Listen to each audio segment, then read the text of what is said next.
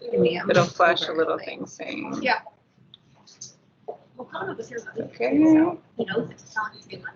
All right, we're live. Okay. All right, so this is your new vitals machine that you guys have. Currently, you guys have this device, this pulse oximeter. It's like, or no, this is. You guys have all of them swapped out already, right? Yes. Third floor.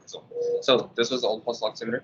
When docked in, it basically acts as a visual indicator as to what's alarming. So, for example, if my O2 sat or pulse rate are out of range, my lungs or heart will turn red. If it's approaching that out of range, it will turn yellow. Just a little quick indicator. Going to the device, we have alarm acknowledgement, everyone's favorite button, alarm silence, right? 2 minutes. And what we want you guys to use as much as possible to standby. So hit the standby button, hit confirm. And what you're doing here, let's say a patient needs to go to the restroom. Before you disconnect, put the device in standby and then disconnect. What you're doing is saving alarm at the device and at the station as well. Okay, really big. Save on nuisance alarms as much as possible. When you're ready to reconnect, just reconnect your patient, tap the screen, and you'll continue monitoring. Coming across the top, we have our patient profile button. So every device comes pre-populated with patient profiles based on their profile. So, sorry, patient alarm ranges based on the profile. So adult is blue here and here, pediatric is green, and the neonatal is purple. Let's say you get COPD or comes in here, you want to drop the O2 range down from 90 to 88. Simply tap on the parameter, hit alarms, and then you can use this sliding scale here. Or I like using our Price is Right big wheel. It's just it's not as sensitive as a sliding scale. So once you do get that range in, say you hit OK to confirm. Any changes you do make sure you hit OK to confirm it. You can use this as your home button down here. So anytime you get lost in deep settings, just hit that home button and you're back on the display screen. If you noticed, after I made that change, that blue light disappeared, right? So any changes made to your default ranges, that blue light will go away. To get it back, simply tap on that adult profile, go to adults, hit OK, and we're back. Coming across the top here, we have connectivity icons, which you don't need to worry about. Battery life, so just like your phone, this AA battery is for this device. The car battery is for the big device. They should be plugged in at all times, being that they're mounted. In the event that they're not, you have 4 hours of battery life on a full charge. Next is speaker, shortcut to sounds, so you can adjust alarm range, alarm volume here. If you try turning it off and hit OK, it'll default to the lowest one. Okay. Let's say anesthesia walks in, right? Anesthesia walks in, leaves pulse tones on. You want to turn it off? Just tap sounds, hit OK, and we're good to go. So here we have the pleth waveform. In the past, we would use the pleth waveform to confirm our sensor placement and things like that, right? So Massimo is known to read through motion low perfusion. Like, if you saw that waveform, it'd be corrupt and you wouldn't trust that. So if you see these little candlesticks underneath, we have what's called signal IQ. So that's basically what's determining the confidence of our reading. The higher the bar, higher the confidence, lower the bar. It's like your cell phone, right? Lower the bar, lower the connection. So if you do see a low bar, this is about as high as it gets. If you see a really tiny bar, that's basically your sensor's misaligned. So go back to your sensor site and make sure it's placed properly. Just touching up on sensor placement, we always recommend star to the sky, right? So the star on the sensor to the sky. So always on the fingernail bed. And then the detector, which is this black box here, always at the bottom of the finger. Okay.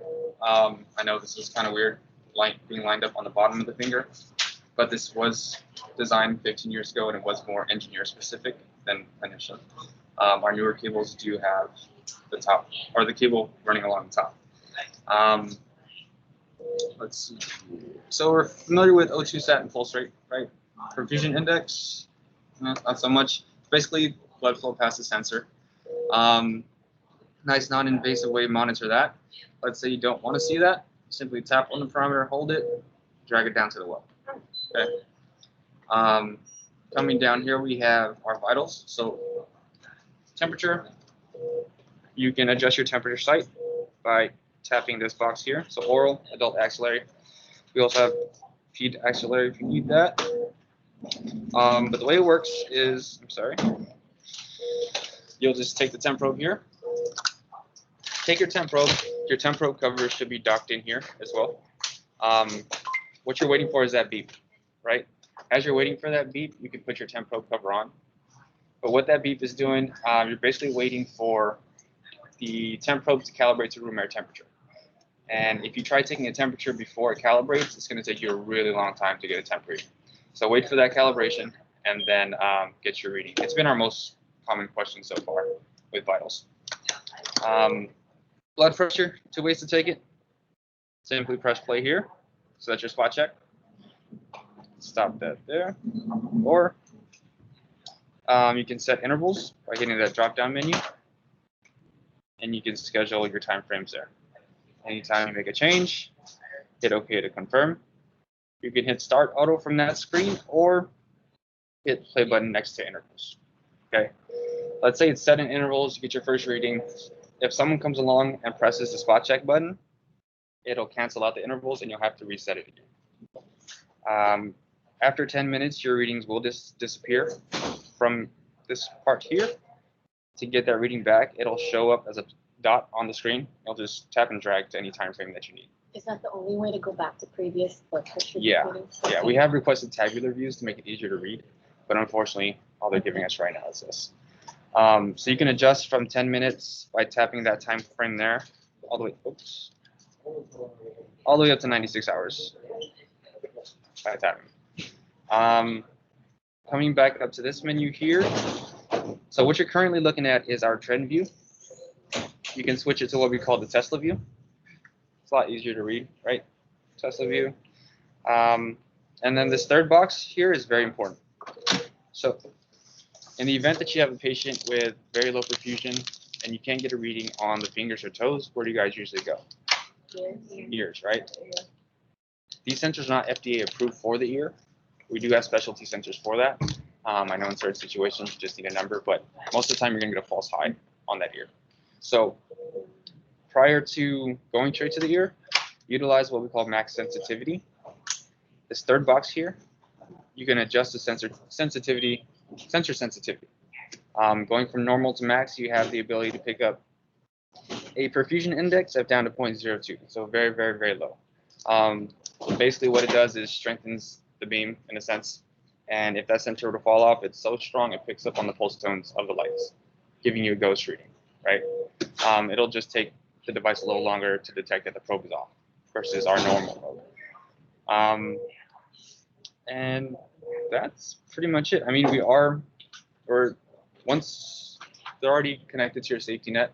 Once you guys do get Epic integration, we're ready to go for that as well. We'll probably come back and do an in-service on that. But that's pretty much it. Any questions? Blood pressure will show up on this screen. Yes. Should you be able to pull on into medical, Epic? Not Meditech, with Epic, yeah. So the time frame from transitioning over to Epic was so small that they decided just to wait. But you're just gonna have to validate on the screen once that time comes. How do we get them to pop up on the screen? Because we were playing around with it the other day. For blood pressure? Yeah. I think they said they'd come back to change that. Oh, Yeah. It's not something we yet. can. Yeah, it's not Okay. it's not Yeah. something that's like the user can do, like systems has to do it, just like the volume. Like systems has to adjust the volume. Okay. But I can definitely let them know. I'll follow up with that for Yeah, you guys. that'd be good No for like problem. our procedure patients. Gotcha. And you said right now it's not made to. When you set up the intervals on that, Mhm. can you do like multiple where it's like 15? That's or next. You can't do That's that? next, yeah. They requested that. I believe next software upgrade. That's what's gonna happen. And that just requires us coming in and plugging a USB in the back and upgrading. We have had many requests for that as well. So you don't want us to power off ever, it should always be standby. Correct. Always be in standby. If you do power off, you're gonna get alarms or notifications at the station. Okay. And that's what we're really trying to prevent. Okay. Cool. But if you do power off, there's a power button here and here. Hold for 4 seconds, you go into sleep. After 8 seconds, it goes into deep power. So in sleep mode, it'll reboot after like 10 seconds, and deep power would take up to a minute. So that's a long time. Yeah. But make sure it's always on, or else you'll get like a Radical 7 undocked notification on the safety net. So make sure this is always powered on. They're locked in, so they won't walk away. And That's this has no rental. not here. Okay. And then last question. So they were anytime that we do continuous pulse ox, we should use our tele on this unit. We shouldn't use this. And we're trying to get the hard probe so it's easier to spot now. The disposable ones, right? No, Not we're trying to disposable? get the clip, the alligator clip ones. Okay, yeah.